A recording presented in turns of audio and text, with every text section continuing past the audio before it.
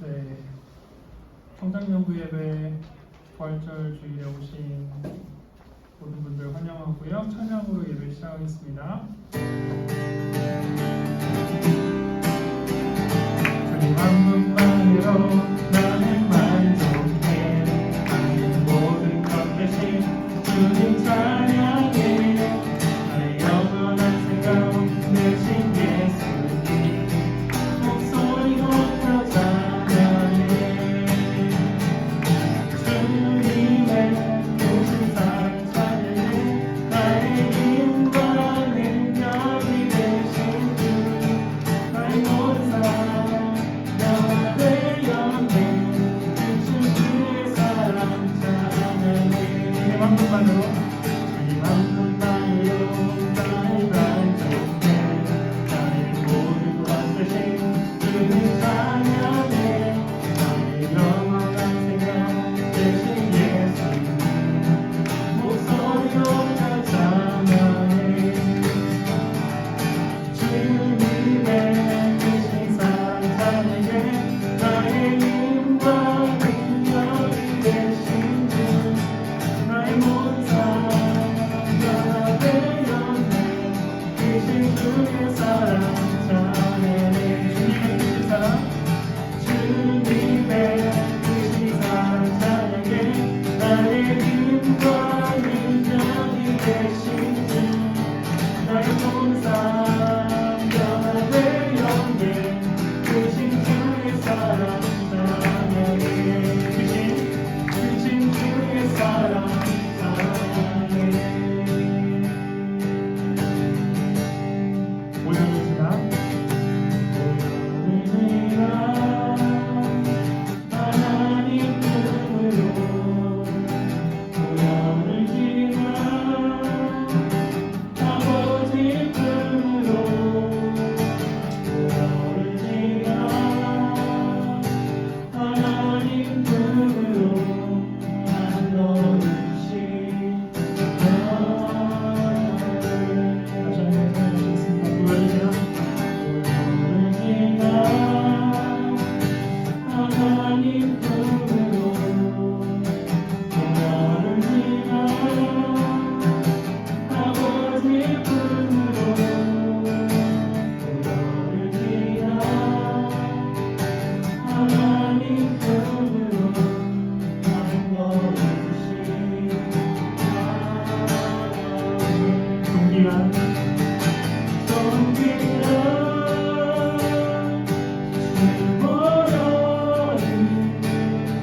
내 영을 새롭게 하시네. 존귀한 주보혈이 내 영을 새롭게 하네. 오늘을 지나 하나님 품으로 오늘을 지나 아버지 품으로 오늘을 지나 하나님 품으로 한 걸음씩 나아가네. 존귀한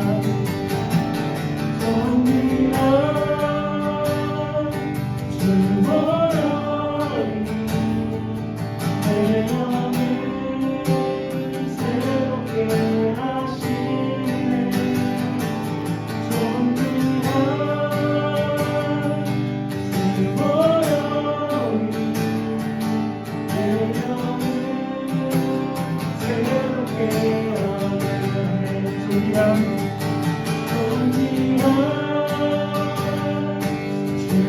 주보혈이 내 영을 새롭게 하시네. 존귀한 주보혈이 내 영을 새롭게 하네.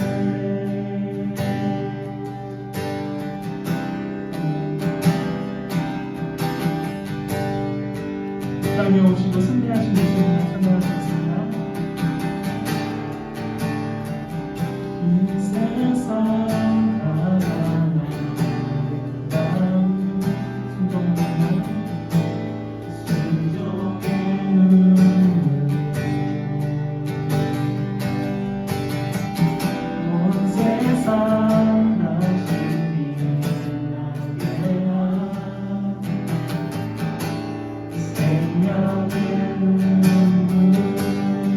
그가 이 땅에 오시니요 그가 이 땅에 오시니 주로 살게 되고 저야만 승리하리 놀랍고 영원한 신비 진실들의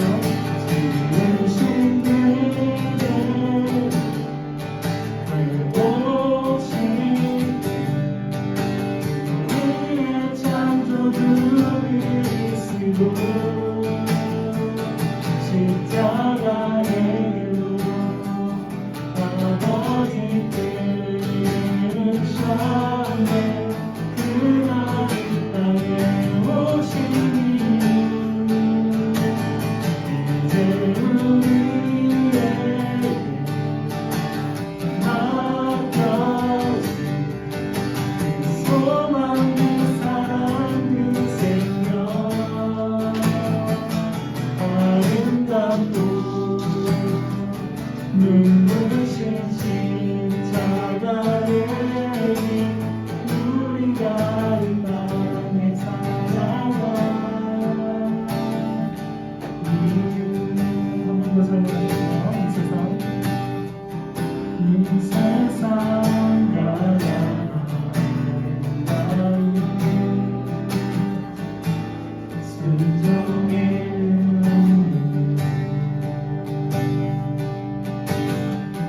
온 세상 다시 빛나게 한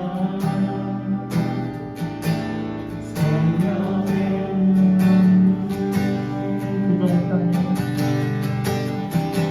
그가 이 땅에 오시니 주가 살게 되고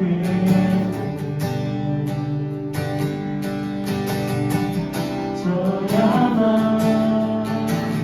승리하니 놀랍고 영원한 신비의 진실의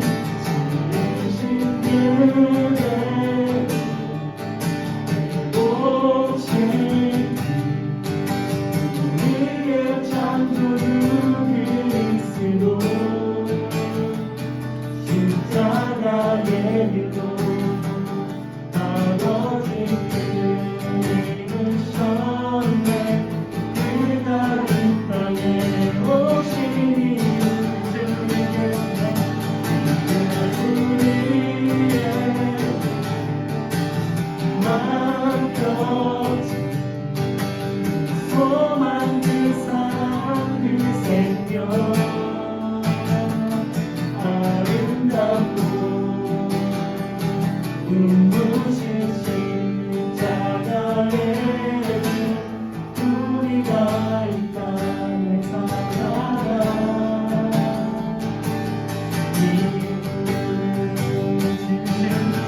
진심 그의 회복시킨 우리의 창조주 그리스도 십자가의 길로 아버지 들으셨네 그가 이 땅에 오시니 이제 우리의 맡겨진 소망 그 사랑 그 생명 아름답고 눈부신 십자가의 길 누려야 이 땅에 살아가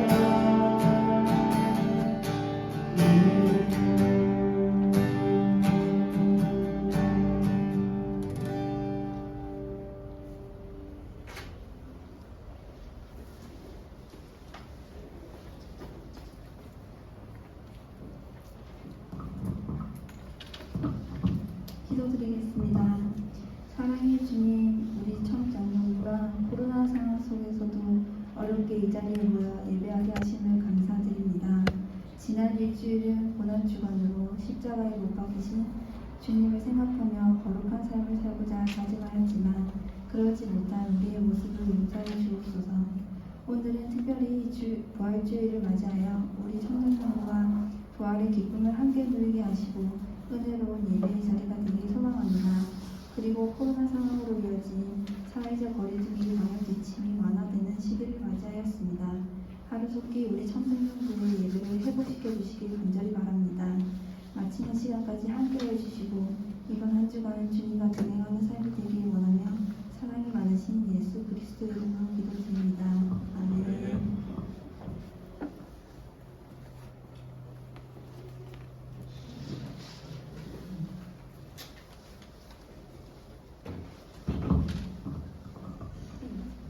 네, 우리 하나님 말씀 먼저 잠시 보겠습니다. 로마서 1장 24절로 25절입니다.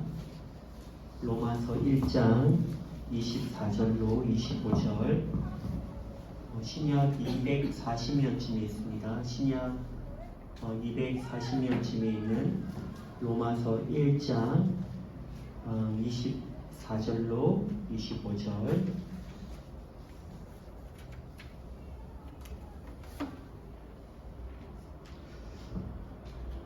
찾으셨죠? 네, 우리 같이 한번 두 절이니까 함께 천천히 생각하시면서 한번 읽어보겠습니다. 시작. 그러므로 하나님께서 그들을 마음의 정욕대로 버려둠에 내버려 두사 그들의 몸을 서로 욕되게 하게 하셨으니 이는 그들이 하나님의 진리를 거짓 것으로 바꾸어 피조물을 조물주보다 더 경배하고 섬김이라. 주는 곧 영원히 찬송할 이시로다. 아멘. 오늘은 신약에 있는 묵상 여섯 번째이죠. 여섯 번째 우리 49면이 있습니다. 네, 오늘 주제 한번 읽어볼까요? 49면. 네, 시작. 동성애를 어떻게 받아들여야 할까요? 네, 오늘 좀 큰일 나네요. 주제가 좀 이거 말 잘못하면 큰일 나네요. 네, 한 장 넘기셔서 질문합시다. 한번 읽어볼까요? 질문합니다.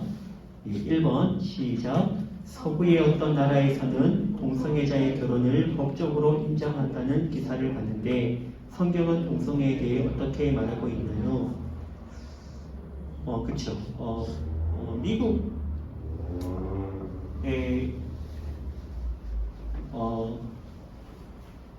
동성애 커플이 목사에게 와서 주례를 부탁을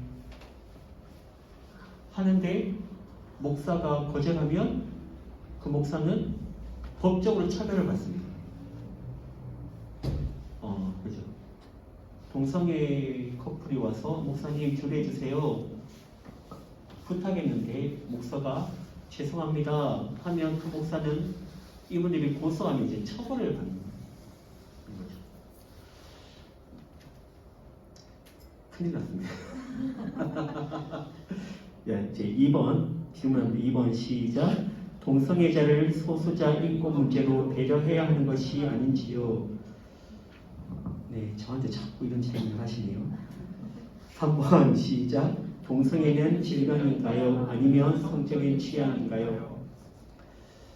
네, 이런 질문을 기반으로 한번 같이 생각해보고 나누어 보겠습니다.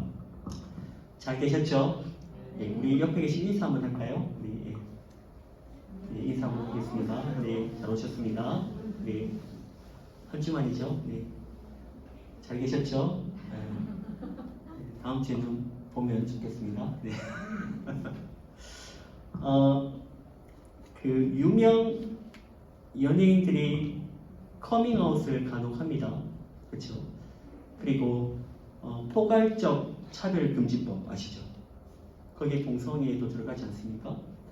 그리고 해마다 퀴어 축제인가요? 퀴어 축제가 또 해마다 하죠. 그래서 동성애는 이제 생각보다 우리 굉장히 가까이 왔습니다.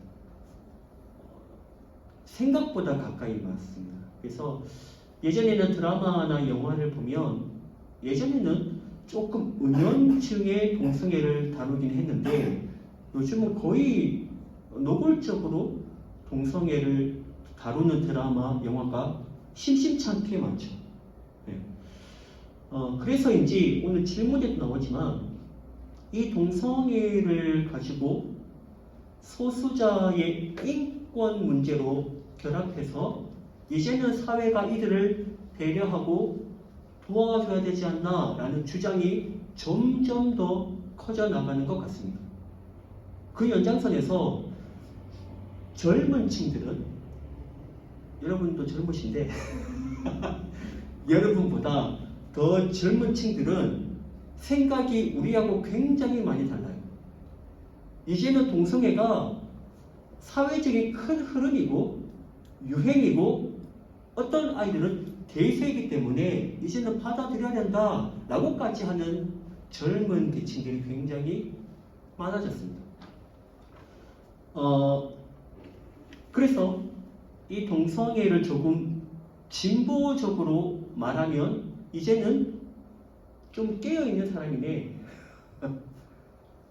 동성애를 조금 지지하는 발언을 하면 좀 시대의 흐름을 아는 사람이네 라고 조금 긍정적인 반응이 나오고, 동성애에 대해서 조금 보수적인 반응을 하면 좀 고리타분한 사람, 시대를 못 따라가는 사람, 조금 진보적인 사람, 이 답답한 사람아 시대를 잘 모르네 라고 평가받는 시대가 이미 되어버리고 말았습니다. 예, 고개를 좀 끄덕이는 분들이 계신 거 보니까 저만 그렇게 생각하는 게 아닙니다. 그 조금 이제는 좀 경각심이 좀 생겨지는 것 같습니다. 여러분 어떻게 생각하십니까? 이 동성애가 이제는 사회적인 자연스러운 현상이기 때문에 이제는 받아들여야 된다고 생각하십니까? 이제 인정해 줘야 된다고 생각하십니까? 이미 이 큰 대세가 이미 이렇게 가고 있기 때문에 그렇게 인정해야 될까요? 그 이야기를 한번 오늘 해볼까요? 이따가 우리 또 소그룹할 때 좀 이야기 나누고, 저는 목사가 하신 범위 내에서 한번 해보고. 성경은 어떻게 말할까요? 동성애에 대해서 성경은 하나님이 세상을 창조하실 때 사람을 만드셨죠. 우리 인간을 만드셨는데, 우리가 하나님 사람을 만드실 때 남자와 여자를 나누어서 사람을 만드셨죠. 사람을 만드실 때 이 사람이 하나의 성이 아니고 남성, 여성 나누어서 하나님이 만드셨습니다. 이 말의 의미는 남자는 남자대로, 여자는 여자대로 각자 나름의 독특한 성적인 특성과 관계성이 있기 때문에 하나님이 구별해서 만드신 거죠.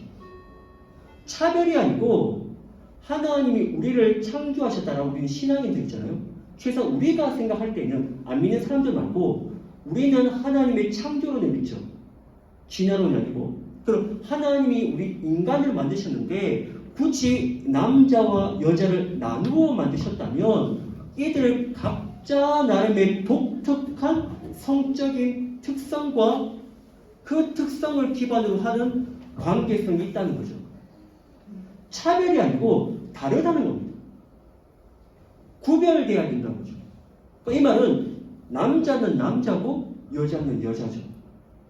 남자가 여자가 아니죠. 여자가 남자가 아니죠.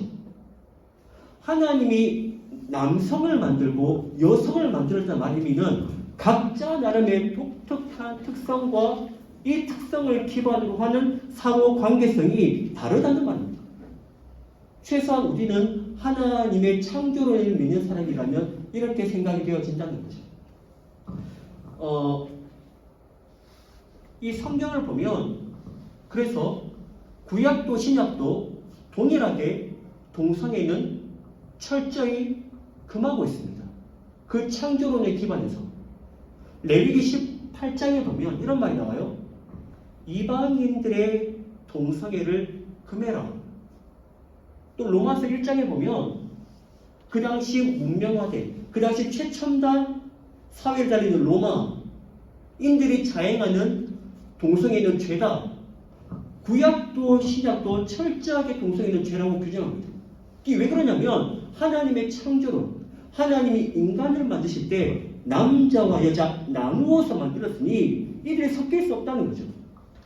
그게 우리 신앙인들의 생각입니다. 근데 요즘 시대 트렌드가 동성애를 지지하고 우호적으로 가는 흐름이 많습니다. 그분들의 핵심 주장이 뭔지 아십니까? 동성애를 지지하고 우호적으로 생각하는 사람들의 핵심 주장. 왜 지지할까요? 핵심 내용은 타고난 성향이라는 거죠. 동성애는 태어날 때부터 주어진 타고난 성향이라는 거죠. 그래서 자기가 원해서 동성애를 하는 게 아니라는 거죠. 어쩔 수 없이 그렇게 되어져 버렸다는 거죠. 태어날 때부터 동성애를 하게끔 태어났으니 어쩔 수 없는 거 아닌가. 염색체가 이상이 있어서 어쩔 수 없이 동성애 하는 건데 어쩔 거냐 라는 게 핵심 주장입니다. 그래서 동성애의 원인을 질병으로 보자. 장애의 일환으로 보자. 동성애자들도 힘들다는 거죠. 그래서 자기도 동성애를 안 하고 싶은데 타고난 성향의 동성애자니 어쩔 수 없는 거 아니냐. 그 사람도 힘들다는 거죠. 그런 인터뷰가 굉장히 많습니다. 저도 힘들어요. 저의 성 정체성이 저도 힘들어요. 근데 어떡하겠어요. 제가 그렇게 태어났는데 제 염색체가 이상하다고요. 그런 주장입니다. 어쩔 수 없다는 거죠. 태어날 때부터 그런 성향으로 주어졌으니 어떡하겠냐. 그게 핵심 주장입니다. 동성애를 지지하고 우호적으로 말하는 사람들의 핵심 주장. 그럼 여기서 좀 구별이 필요할 것 같아요. 어떤 구별일까? 그들의 주장처럼 질병의 일환으로서의 동성애. 그런 사람 있겠죠. 염색체 이상이 있어서. 그런 질병으로서의 동성애와 성적인 취향으로서의 동성애를 구별할 필요는 있겠습니다. 남자와 여자를 구별하는 것처럼 차별 아니고 구별을 하는 것처럼 질병으로서의 동성애, 어쩔 수 없는 염색체 이상이 있어서 타고난 성향이라서 이 동성애와 이거 아닌데 본인의 개인적인 성격인 취향을 가지고 본인이 선택하는 동성애를 구별할 필요는 있겠습니다. 그래서 이쪽 동성애는 조금은 우리가 따뜻하게 관심을 가지고 도와주고 회복되도록 치료할 필요가 있겠죠. 뭐 타고날 때 그렇게 태어났으니까. 근데 이쪽 동성애는 이게 아니에요. 본인의 성적인 취향입니다. 이 동성애는 우리가 조금은 단호할 필요가 있지 않을까. 엄격할 필요가 있지 않을까. 하는 생각을 조심스럽게 해봅니다. 통계적으로 몇 대 몇인지 모르겠지만 상당수 동성애를 가지신 분들의 상당수는 양성애자들입니다. 그 비율이 얼마나 될지 모르겠습니다. 동성애의 상당수는 양성애자들입니다. 양성애 뭔지 아시죠? 네. 때로는 이성과 교제하고 때로는 동성과 교제하고 본인이 선택하는 거죠. 이 말의 의미는 본인의 동성애가 타고난 어쩔 수 없는 동성애가 아니고 선택한다는 반증이겠죠. 따라오십니까? 양성애자는 타고난 동성애가 아니에요. 어쩔 때는 이성교제를 한다니까요. 어쩔 때는 동성과 교제합니다. 이 말의 의미는 본인이 선택했다는 거예요. 이거는 타고난 동성애가 아니고 본인의 성적인 호기심과 취향으로서의 동성애니 이거는 우리가 좀 단호하게 엄격하게 대할 필요가 있지 않을까 하는 생각을 해본다는 거죠.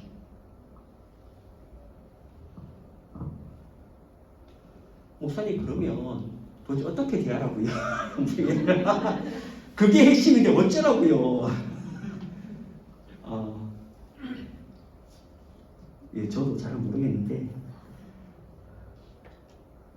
성경을 가지고 이야기해보세요. 저는 목사니까.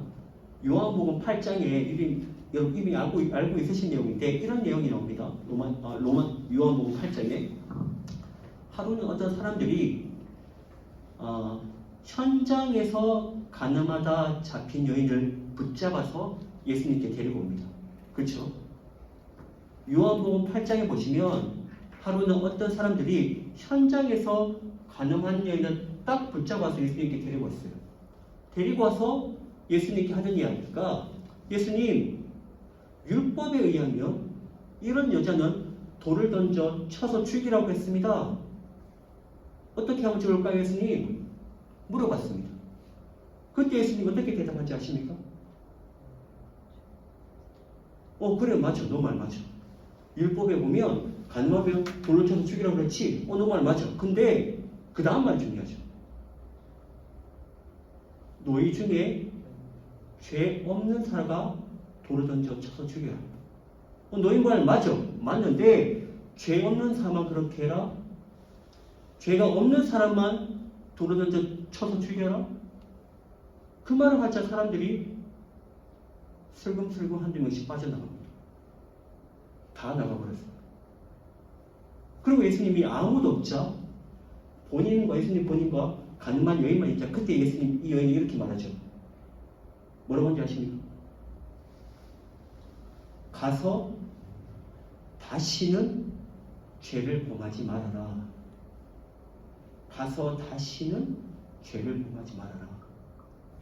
전 이 이야기가 우리 기독교인들이 동성애를 대하는 바람직한 태도 중에 하나이지 않을까 생각해 봅니다. 무슨 말인가? 간음은 죄죠. 그 연장선에서 동성애도 죄입니다. 최소한 하나님을 믿는 신앙인들을 보기에는 성경에 근거한 동성애는 여지가 없습니다. 무조건 죄입니다. 100% 죄입니다. 타협의 여지가 없어요. 근데 그들만 죄인이냐? 그렇진 않다는 거죠. 우리 모두 다 죄인입니다. 죄의 목과 죄의 질과 죄의 정도의 차이만 있을 뿐 우리도 죄인입니다. 동성애가 죄가 아니라는 게 아니죠. 그 동성애는 죄입니다. 성경을 보시면 그런 얘기 굉장히 많이 나옵니다. 하지만 그들만 죄인이 아니고 우리도 죄인이라는 거죠. 그래서 동성애를 죄라고 이야기할 때 이 말하는 사람의 자세가 자신은 마치 깨끗한 의인이냐 자신의 심판자의 자리에 있고 그렇게 동성애의 자를 죄라고 말하는 것은 조금은 문제가 있을 수 있겠다 라는 생각을 조심스럽게 해보는 거죠. 동성애를 지지하는 게 아닙니다. 동성애는 죄입니다. 여지가 없어요. 100% 죄입니다. 그런데 그 동성애자를 죄라고 이야기할 때 나는 깨끗한 척, 나는 의인인 척, 나는 심판자이고 제마죄인인 척 하는 대하는 자세는 잘못됐다는 거죠. 마치 예수님이 너희 중에 죄 없는 자가 치라고 말했던 것처럼 간음은 죄야. 돌을 던져. 그런데 죄 없는 사람만 쳐라 라고 했던 예수님의 말처럼 우리도 다 죄인이라는 거죠. 이 스토리가 동성애에 대한 우리의 자세이지 않을까 생각합니다. 예수님이 이 여인에게 말했습니다. 가서 다시는 죄 짓지 마라. 가서 다시는 동성애 하지 마라. 그런 말이지 않겠습니까? 하지만 사람들이 마치 자기는 심판자인 것처럼 그렇게 하지 못하게 하셨습니다. 그는 막으시고 죄는 또 이야기해 주셨죠.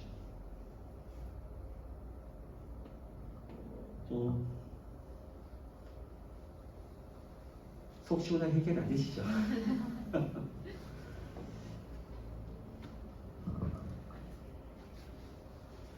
예, 대화합시다. 한번 볼까요? 질문 1.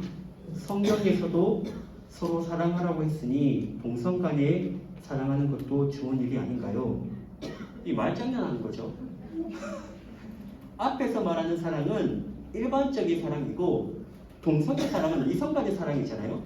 이 말장난하는 겁니다. 질문이 교회가 동성애자를 정죄하고 출교해야 되나요? 그렇게 해서는 안 되지 않을까요? 그들을 받아주되 그들이 다시 회복될 수 있도록 도와줘야 되겠죠. 네. 묵상해 봅시다. 2번 한번 볼까요? 2번. 주변에 동성애자가 있다면 무엇이라고 권면하며 어떻게 대해야 좋을지 생각해 봅시다. 주변에 동성애 하시는 분을 만난 분이 있으십니까? 부장님 계시네요. 이따가 이야기 한번 해주세요. 네. 네, 저는 아직 없습니다. 만나면 제가 아직 정립이 명확하게 안 돼서 좀 저도 난감할 것 같아요. 하여튼 최소한 오늘 말한 것처럼 저는 깨끗한 척은 말하면 안 될 것 같습니다. 저도 같은 죄인의 신분으로 그렇게 이야기를 해줘야 되지 않을까라는 생각을 해봅니다. 자, 3번 시작. 진보적이고 열린 사회를 지향한다는 말이 있습니다. 진보적이고 열려있다고 생각되지만 기독교인들이 받아들일 수 없는 세상적인 가치관에는 어떤 것들이 있는지 적어봅시다. 예. 좋아요. 이게 생방송의 묘미지 않겠습니까? 예. 요즘 시대의 흐름이 있죠. 시대의 흐름.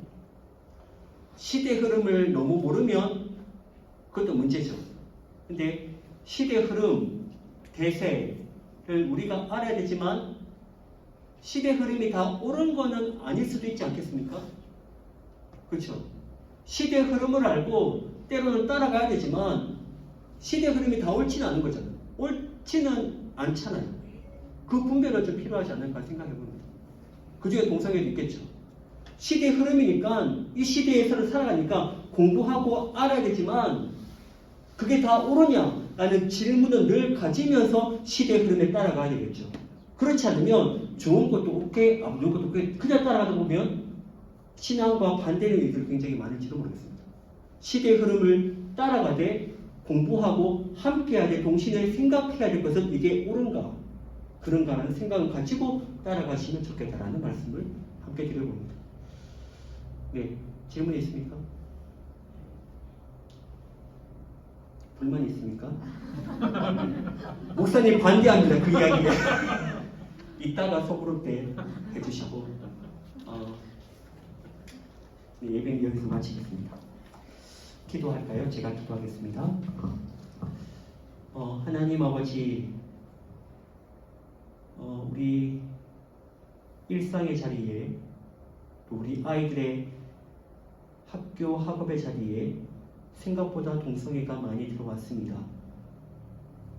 이 동성애를 우리가 어떻게 생각해야 되고 어떻게 대해야 될지 이제는 너무 가까이 왔기 때문에 조금은 진지하게 생각해보는 시간을 꼭 가지게 하시고 우리 서로 함께 이야기하고 대화하고 나누는 가운데 가장 바람직한 성경적인 하나님을 믿는 사람으로서 그들을 어떻게 대해야 될지 성령 하나님 가르쳐 주시고 도와주시기를 원합니다.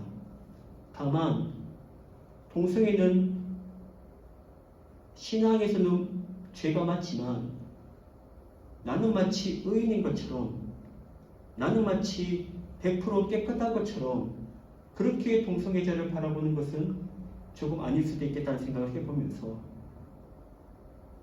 그들을 품어주고 함께하되 그들이 스스로 그 일이 잘못된 것임을 깨닫고 다시 창조의 남성과 여성의 모습으로 돌아갈 수 있도록 하나님 우리를 사용해 주시기를 원합니다.